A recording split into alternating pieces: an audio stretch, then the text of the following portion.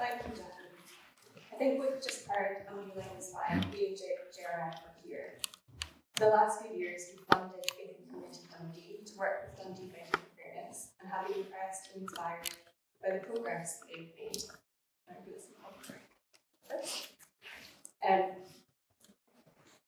As a result, I spent several months getting to know members of Dundee Fighting for Fairness and Dundee Fairness Leadership, attending their meetings and having one-to-one conversations with many of the people involved, to get a real sense of not only the impact the work has had, but also to understand what factors have enabled the Dundee Fairness Leadership Panel to work collaboratively and effectively to influence the anti-poverty agenda in the city.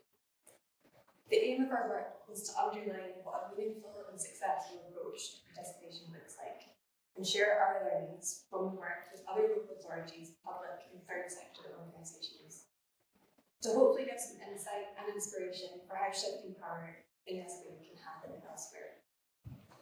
Through our conversations, it became clear that two aspects of the participatory approach in Dundee have undoubtedly shaped its success. These were how the model is structured and the principles it rests on. Here you can see a diagram that's capturing the structure of Dundee's participation model. Our choice for these pillars is intentional, and we believe that these columns individually are the strength of the model, and together underline their importance. Without one, the roof falls down. Dundee has taken a collaborative approach to tackling poverty in the city for many years, through the Dundee Partnership and the implementation of the Fairness Action Plan. The impact of the Fairness Action Plan goes beyond outlining the strategic aim of the Council. It lays a crucial foundation by ensuring that the Council and the Partnership are accountable to the citizens of Dundee. It works on the principle that you cannot expect to achieve fairness without investing time and resources in an equitable decision-making process, therefore putting the voices of people with lived experience at its core. The middle section of the diagram shows three pillars, and this part is critical. The three pillars are Dundee City Council, Dundee Fighting for Fairness, and Faith and Community Dundee. Although the pillars are connected in their purpose, the independence of each organisation reinforces the unique role that they play. The first pillar is the Council, and it has the power to make decisions and the funding to enable action. But deeply ingrained systemic inequality means that there's a knowledge gap within these institutions, and policy design does not always translate into how people interact with systems. For a model like this to be successful, decision makers must be willing to accept the knowledge gap and see value in closing it by amplifying alternative voices. A member of Dundee Fighting for Fairness spoke about the role that faith and community in Dundee play, so I will read this quote directly.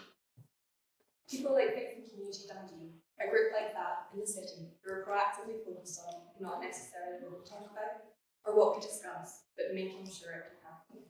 That would be a pillar. Faith and Community Dundee provide essential support to members of Dundee Fighting for Fairness. They have spent time over several years, as you just seen, building relationships with each individual and skillfully provide wraparound support, building confidence and ensuring safety for those involved. And this is so important in making sure that people are not re-traumatised for the purposes of designing policy. Dundee Fighting for Fairness is, of course, the central pillar. They bridge the gap that exists between citizens and political systems. Members themselves provide critical insight and ideas from a lived experience perspective, as well as supporting the wider community to make their voices heard. It is a space that is independent, though vitally connected to the Dundee Fairness Leadership Panel, ensuring that people feel safe and empowered to share their insights in panel meetings, the importance of which should not be underplayed. Together, these three pillars equally support the Dundee Fairness Leadership Panel, which brings all actors under one roof to lead the fairness agenda in Dundee. It is this structure that has really solidified the success and integrity of the Dundee Fairness Leadership Panel, and this is something that can be learned from in other local areas. Alongside this structure, the principles the leadership panel operates within have not only shaped its success, but have also helped to navigate and mitigate common tensions that come with this kind of work. For example, embedding lived experience in policy making can be difficult because people's experiences are deeply personal, while issues like poverty are structural. People who share difficult personal experiences in public circles can be left feeling used, particularly when no tangible action results. At the same time, policymakers can struggle to justify policy change without clear data-driven insight. And Dundee Fighting for Fairness have managed to carefully navigate this tension by focusing on the system. And the systems-focused approach succeeds in two ways. First, and importantly, it balances giving people the space to discuss their lived experiences whilst prioritising their dignity. Second, it strengthens the evidence and pushes decision makers to make change. It is no surprise, but it is worth highlighting that building relationships focused on mutual respect and trust is key. And the people involved in this work spoke about the effort that they have gone to make sure that everyone involved knows that this is neither a case of bashing exercise nor a case of defending exercise. It is about listening and respecting different voices, taking action, and having honest conversations about what's possible. Ultimately, an approach like this starts with the belief that change is possible. And the way to achieve this is to work in partnership with communities who are often furthest away from the political system. I'm now going to pass over to Chris, who is going to give a few concluding remarks.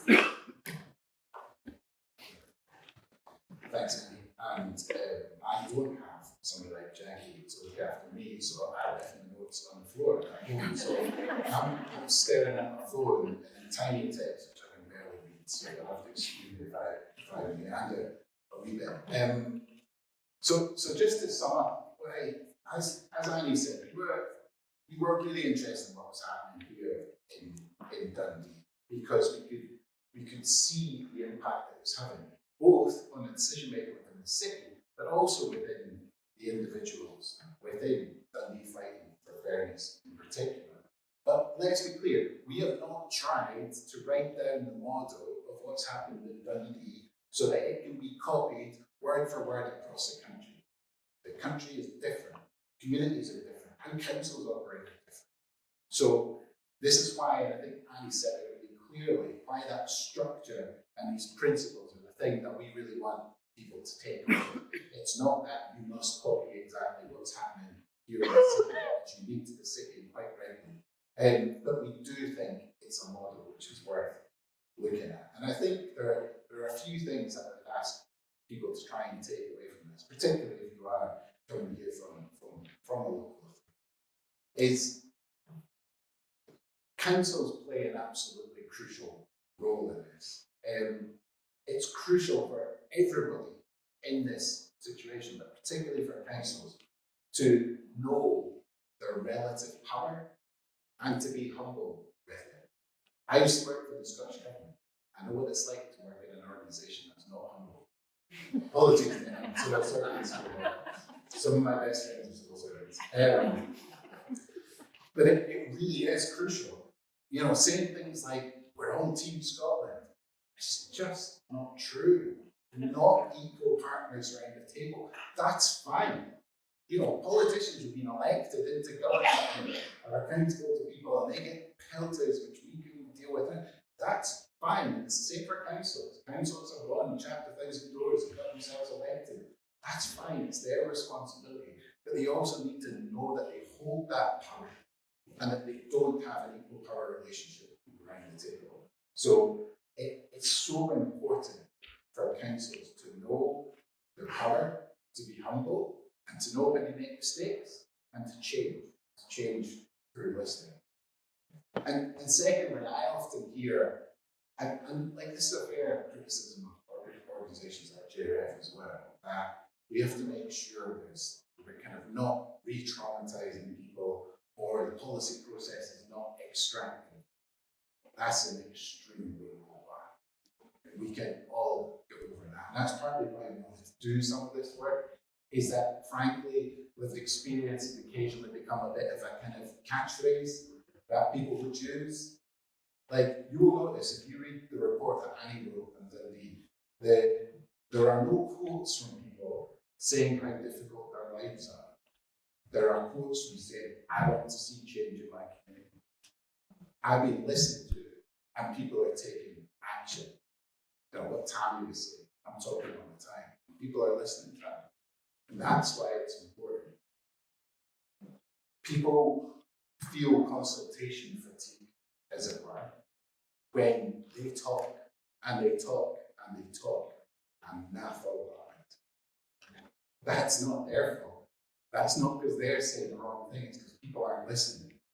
Do you think the UK government will be standing up today, taking a massive axe to disability benefits if disabled people were in the room with those decision makers? I don't bloody think so.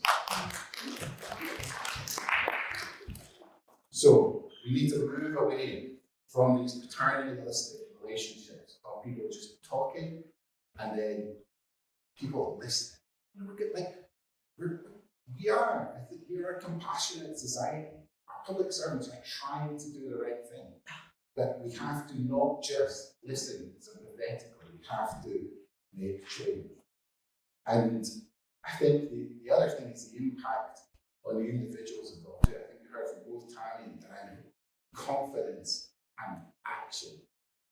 That's what real involved work with people with lived experience can deliver. Because ultimately, a society with high levels of poverty and inequality has been built and designed by us. And perhaps more accurately, often for us. If we shift power to those at the sharp end of our current system, they will have more voice. And we can build a future that is fairer, happier, more productive, and crucially, that far more of us feel like we have a stake in. It's much easier to be inspired at the end of the speech if you're not trying to read off. Thanks very much. I would really encourage you to look at that report and to thank Jackie